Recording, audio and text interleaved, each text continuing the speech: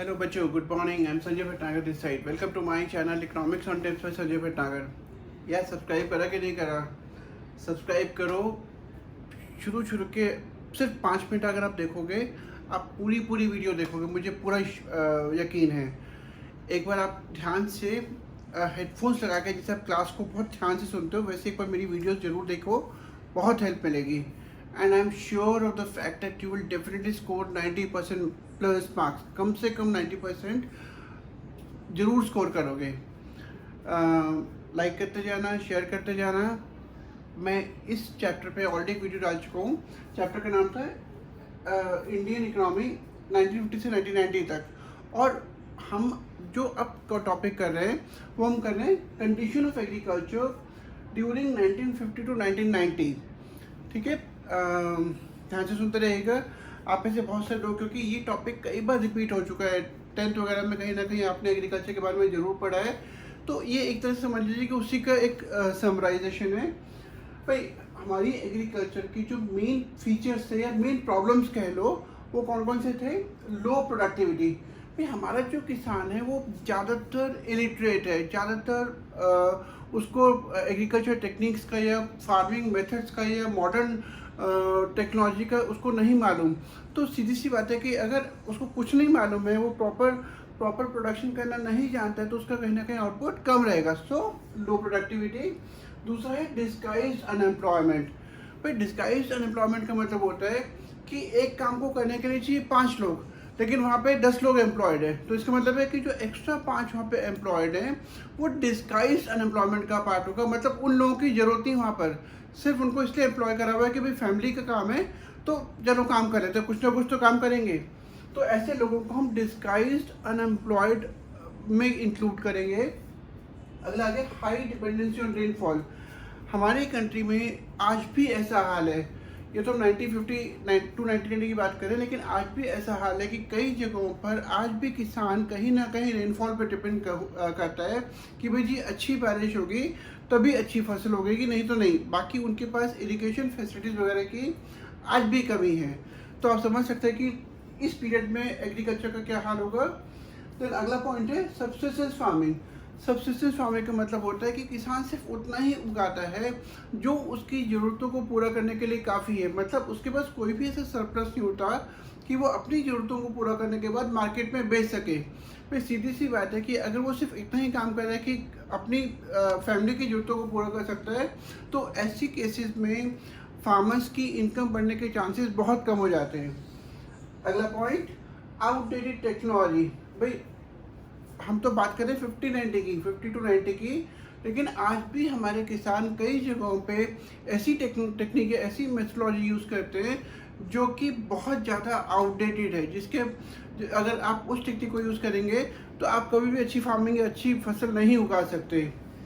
अगला point, conflicts between tenants and landlords.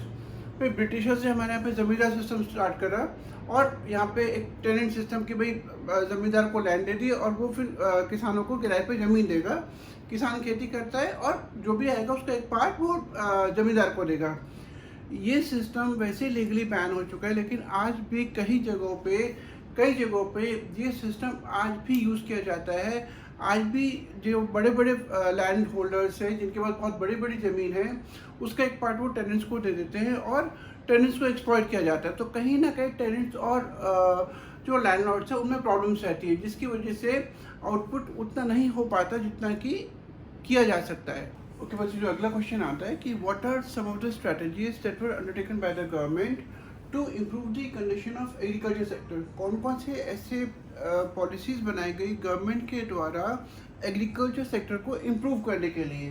भाई, अगर हम मेनली इन पॉलिसीज़ को 2 पार्ट पे डिवाइड करें, तो पहली पॉलिसी है लैंड रिफॉर्म्स एंड दूसरी है ग्रीन रेवोल्यूशन। फिर हम लैंड रिफॉर्म्स को 2 पार्ट में डिवाइड कर सकते हैं। पहला, abolition of intermediaries and land ceiling. Okay बच्चों, अभी हम कर रहे थे कि गवर्नमेंट ने ऐसे कौन कौन से स्टेप्स उठाए, कौन कौन सी स्ट्रेटजीज फॉलो करी जिससे कि फार्मर्स की कंडीशन को या एग्रीकल्चर सेक्टर की कंडीशंस को इम्प्रूव किया जा सके, कंडीशन को इम्प्रूव किया जा सके। तो गवर्नमेंट ने, हमने पूरे स्ट्रेटजी को 2 पार्ट में डिवाइड किया था। पहला था लैंड रिफॉर्म्स और दूसरा था ग्रीन रेवोल्यूशन। तो अब मैं आपको लैंड रिफॉर्म एक्सप्लेन करने जा रहा हूँ। क्वेश्चन ऐसे भी आता है, right a note on land reform. भाई गवर्नमेंट ने जो भी लैंड रिफॉर्म्स कैरी आउट करे उनको एक्सप्लेन करो। तो भाई सीधी सी बात है कि लैंड रिफॉर्म का पहला पार्ट है एबॉलिशन ऑफ इंटरमीडिएरीज। एबॉलिशन ऑफ इंटरमीडिएरीज, भाई जितने भी इंटरमीडिएरीज थी, इंटरमीडिएरीज का मतलब होता है बिचौले, जो कि गवर्नमेंट और फार्मर्स के बीच के लोग होते हैं, उनको हम बोलते हैं बिचौलिए लोकल हिंदी में। तो उन बिचौलियों को गवर्नमेंट ने ख़त्म कर दिया। मतलब भाई अगर आप सीधी सी बात है कि फार्मर्स, लैंडलॉर्ड्स के बाद गवर्नमेंट, तो ये लोग यहाँ पे इनको रेंट दे रहे हैं और ये कलेक्शन करके यहाँ पे दे रहे हैं। तो अगर गवर्नमेंट इनको पूरा ख़त्म कर देगी तो सीधी सी बात है कि जो फार्मर्स हैं वो डायरेक्टली गवर्नमेंट के कंट्रोल कॉन्टेक्ट में आ जाएंगे। तो कम से कम 2 करोड़ से ज़्यादा फार्मर्स को इस बात का फ़ायदा हुआ, उनको ओनरशिप राइट दे दी गई, उनके नाम पे ज़मीनें कर दी गई, जिससे कि उनको क्या फ़ायदा हुआ कि अभी तक जो लैंडलॉर्ड जमींदार उनको एक्सप्लॉइट करते थे वो एक्सप्लॉइटेशन बंद हो गया। अभी किसान को जब उनको ओनरशिप राइट मिलेगा, उनको ज़मीनों का मालिकाना हक मिलेगा, तो वो ज़्यादा हार्डवर्क करेगा, ज़्यादा मेहनत करेगा, क्योंकि जो मेहनत करेगा उसका पैसा उसको मिलने वाला है। और दूसरा पॉइंट, लेकिन यहाँ पे प्रॉब्लम क्या आई? प्रॉब्लम यहाँ पर क्या आई कि जो गवर्नमेंट ने इंटरमीडिएरीज को एबॉलिश करा, जमींदारी सिस्टम को हटाया, तो उस पॉलिसी का एग्जीक्यूशन प्रॉपर नहीं करा। भाई गवर्नमेंट ने पॉलिसी तो बना दी कि जमींदारों को हटाएंगे, लेकिन बहुत सारे जमींदारों ने इस पॉलिसी में कुछ लूप होल्स थे, लूप होल्स का मतलब है कुछ कमियां थी, उन कमियों का फ़ायदा उठाया और वो कुछ ना कुछ करके उन्होंने ज़मीनों को अपने नाम ही रखा। उन्होंने ज़मीनों को फार्मर्स को नहीं देने दिया। मतलब पॉलिसी का बहुत पुअर एग्जीक्यूशन हुआ and no benefit to farmers. और जो बेचारा गरीब किसान था वो फिर बेचारे का बेचारा रह गया, उसको कोई फ़ायदा नहीं हुआ। अल्टीमेटली जो ज़मीनें ज़मींदारों की थी वो ज़मींदारों के पास ही रह गई। सिर्फ कुछ जगहों पे जहाँ पे कि पॉलिसी को प्रॉपरली एग्जीक्यूट करा गया, ये जो जमींदारी सिस्टम को एबॉलिश करने वाली पॉलिसी थी, इसको प्रॉपरली एग्जीक्यूट करा गया, उन जगहों पे फार्मर्स को फ़ायदा हुआ। बाकी स्टेट्स में इसका पूरा फ़ायदा फार्मर्स को नहीं मिला। ओके बच्चों, लैंड रिफॉर्म्स का जो दूसरा पॉइंट है वो है लैंड सीलिंग। भाई सीलिंग होता है, सीलिंग का मतलब होता है कि maximum amount of land a landlord और अ फार्मर कैन होल्ड, मतलब मैक्सिमम अमाउंट ऑफ ज़मीन जो एक किसान अपने पास रख सकता है। तो जब गवर्नमेंट ने लैंड सीलिंग एक्ट पास करा, एक लैंड सीलिंग एक्ट पास करा गया जहाँ पे कि गवर्नमेंट ने एक मैक्सिमम लिमिट फिक्स कर दी। तो इसको अगर हम डिफाइन करेंगे तो कैसे करेंगे? Refers to fixing the specified limit of land which could be owned by an individual. Maximum amount of land जो कि एक किसान ओन कर सकता है, किसान अपने नाम पर रख सकता है। अब इसका मीनिंग क्या था? To promote equity. भाई पहले क्या होता था कि जो ज़्यादातर ज़मीन थी, बड़े बड़े ज़मीन के कई एकड़ों ज़मीन जो थी वो बड़े बड़े ज़मींदारों के नाम थी, और जो छोटा किसान था या छोटा जो गरीब आदमी था वो कहीं ना कहीं सफ़र करा था। तो गवर्नमेंट ने जब देखा कि इससे बहुत ज़्यादा प्रॉब्लम्स हो रही हैं और जो ज़मींदार से वो इस सिस्टम का बहुत फ़ायदा उठा रहे हैं, तो गवर्नमेंट ने एक उस टाइम पर लैंड रिफॉर्म्स कैरी आउट करे, जहाँ पे कि उन्होंने इंटरमीडिएट्स को अबॉलिश करा और लैंड रिफॉर्म्स इंट्रोड्यूस करे, जहाँ पे एक एक्ट पास करा जहाँ पे जिसे कहते हैं लैंड सीलिंग एक्ट। और उसके अंडर में उन्होंने क्या करा कि जितने भी बड़े बड़े फार्मर्स थे उनकी ज़मीनें उनसे ले ली गई और उसके बाद उसको रीडिस्ट्रीब्यूट करा गया, उसको दोबारा से बांटा गया उन किसानों के बीच में जिनके पास अभी तक ज़मीनें नहीं थी। मतलब क्या फ़ायदा हुआ इसका? एक प्रमोटेड इक्विटी, बराबरी बढ़ी, समानता बढ़ी आपस में, and to reduce concentration of land. भाई क्योंकि अभी तक ज़मीन के बहुत बड़े बड़े पार्ट्स कुछ बड़े बड़े ज़मींदारों के पास थे, तो इस एक्ट को पास करने के बाद वो जो कॉन्सेंट्रेशन था कि एक ही किसी खास ज़मींदारों के पास बहुत बड़े बड़े ज़मीन के टुकड़े हैं, वो कम हो गया।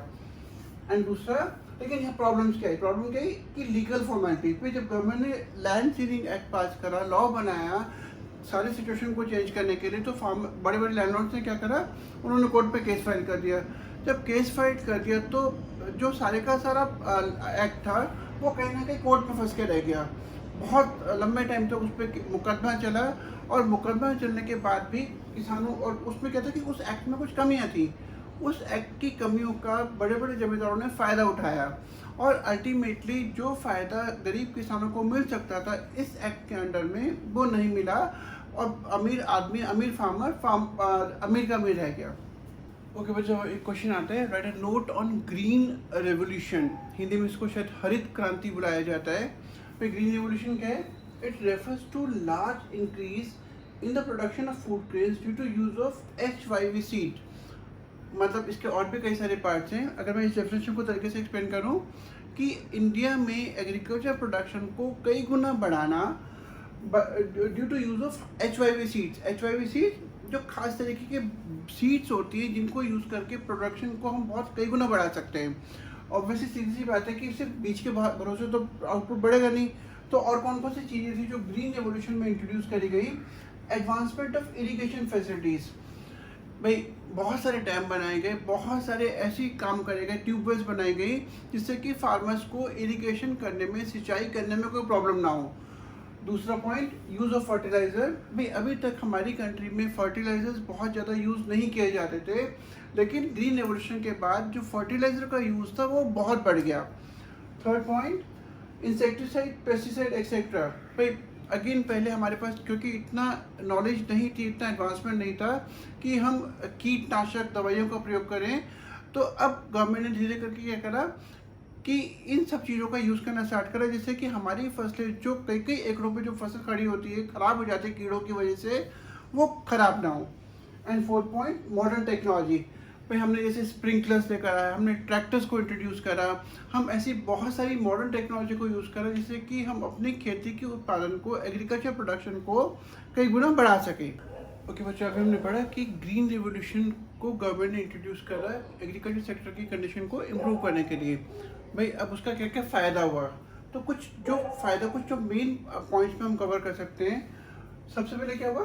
Attaining marketable surplus. भाई अब किसान जो भी आउटपुट प्रोड्यूस कर रहा था उसके पास अपना ज़रूरत का निकालने के बाद इतना बच जाता था कि वो मार्केट में जाके उस एक सरप्लस को बेच सके और कुछ पैसे कमा सके। मतलब धीरे धीरे करके जो किसान थे जिनके पास सरप्लस ज़्यादा बचता था, उनकी इकोनॉमिक कंडीशंस इम्प्रूव होनी स्टार्ट हो गई।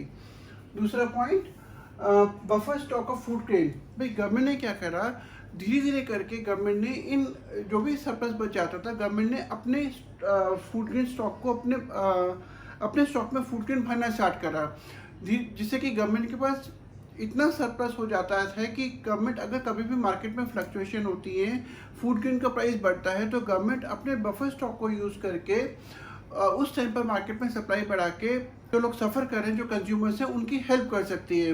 तो यहाँ पे दो फायदे होते हैं। पहला कि किसानों का जो भी सरप्लस है वो गवर्नमेंट ने खरीद लिया। दूसरा कि अगर मार्केट में डिमांड ज़्यादा है, प्राइस बढ़ जाते हैं, तो उस टाइम पे गवर्नमेंट अपने स्टॉक से ग्रेन्स को, अनाज को निकाल के मार्केट में सप्लाई कर सकती है और इस तरीके से प्राइस के बढ़ने को रोक सकती है। Third point, benefit to low income groups. भाई जो गरीब किसान थे उसको इसका बहुत फ़ायदा हो। बहुत सारे किसानों को ग्रीन रेवोल्यूशन का बहुत फ़ायदा हुआ कि उनका आउटपुट बढ़ गया, क्योंकि वो फर्टिलाइजर यूज़ करने लगे, वो इंसेक्टिसाइड यूज़ करने लगे और अब उनके पास सरप्लस होने लगा जो मार्केट में बेच के पैसा कमाने लगे।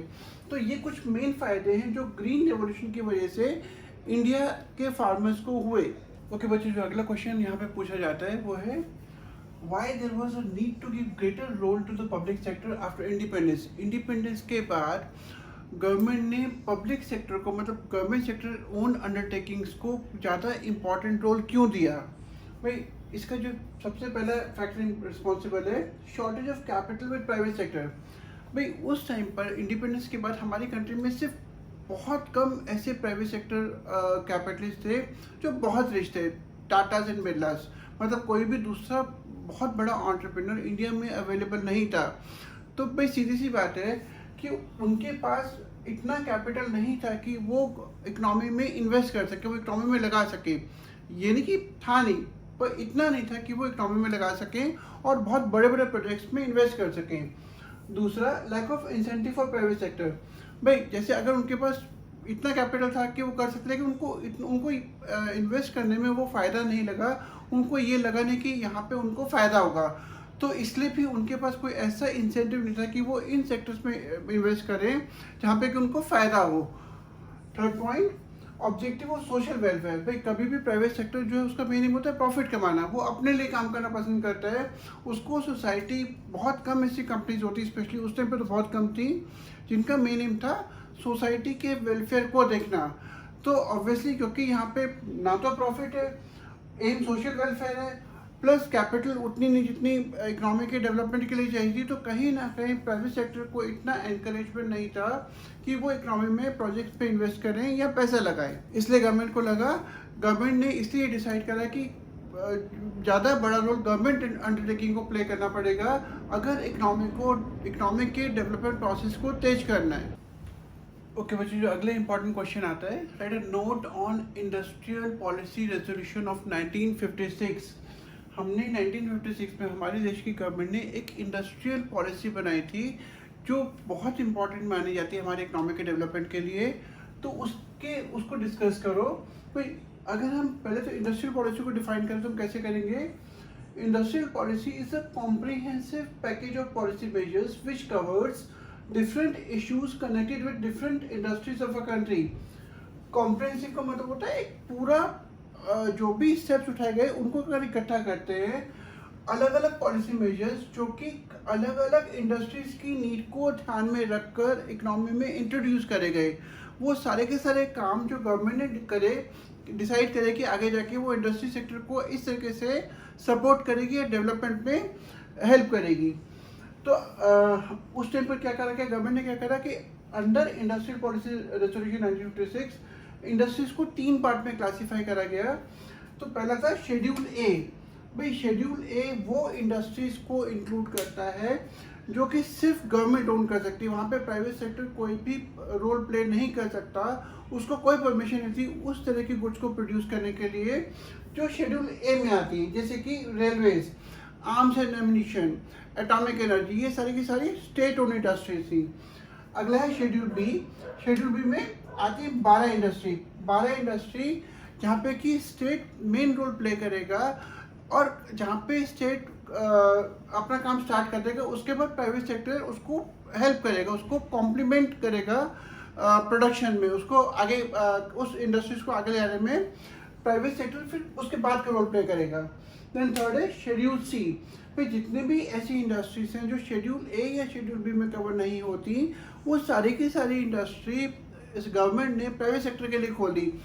लेकिन वहाँ पे भी गवर्नमेंट ने क्या करा कि अगर कोई private sector enterprise schedule C में कोई भी फैक्ट्री लगाता है तो उसको गवर्नमेंट से लाइसेंस लेना पड़ेगा, उसको गवर्नमेंट से परमिशन लेनी पड़ेगी, तभी वो इंडस्ट्री को ऑपरेट कर सकता है, नहीं तो नहीं। मतलब कहीं ना कहीं अभी भी जो कंट्रोल था वो स्टेट गवर्नमेंट ने अपने पास रखा। बच्चों मेरी वीडियोस देखते रहिए, पसंद करते जाइए, शेयर करते जाइए। मैं आपको विश्वास दिलाता हूँ कि अगर आप मेरे सारी क्लासेस को ध्यान से सुनेंगे, ध्यान से देखेंगे तो आपको बहुत हेल्प मिलेगी, आप बहुत अच्छे स्कोर करेंगे। हो सकता है कि आपको लग रहा हो कि मैं बार बार सेम बात रिपीट कर रहा हूँ, बट मुझे पता है क्योंकि मेरा पढ़ाने में बहुत अच्छा एक्सपीरियंस है और मैंने बहुत बच्चों को बहुत अच्छे तरीके से हेल्प करा है। I would like to thank you. Please like, please share with your friends and keep on loving it, keep on liking it, work hard, take care of your parents, God bless you.